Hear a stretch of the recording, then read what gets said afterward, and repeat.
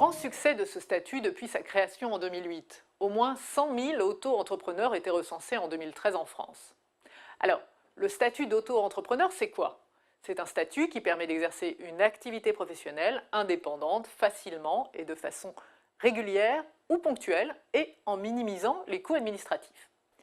La création d'une auto-entreprise se fait tout simplement par une déclaration, papier ou internet, auprès du centre de formalité des entreprises. L'auto-entrepreneur est dispensé d'immatriculation au registre du commerce. Cela concerne ce qu'on appellerait les petites activités. Pourquoi?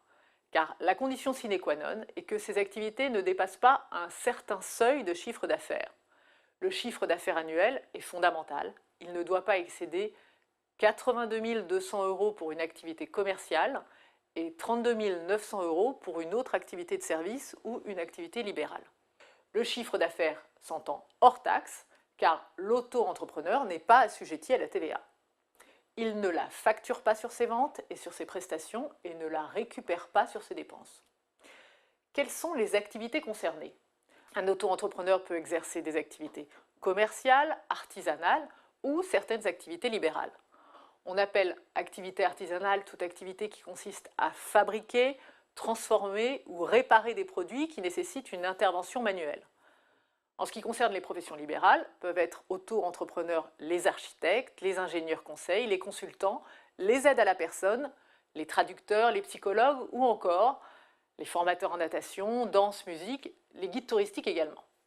Enfin, pour les personnes qui exercent une activité commerciale comme la revente de biens ou de marchandises, le statut d'auto-entrepreneur est accepté. En revanche, sont exclus de ce statut un certain nombre d'activités réglementées comme les activités agricoles, les activités libérales telles que les professions juridiques et judiciaires, les professions de santé, les experts comptables, les commissaires aux comptes, etc. et les activités relevant de la TVA immobilière, comme les agents immobiliers par exemple. En ce qui concerne les activités artistiques rémunérées par des droits d'auteur, le statut d'auto-entrepreneur est interdit. En revanche, lorsque vous exercez une activité artistique rémunérée en honoraires, vous pouvez exercer votre activité sous le régime de l'auto-entrepreneur. On termine sur la responsabilité professionnelle de l'auto-entrepreneur. Il est avant tout responsable de ses actes professionnels.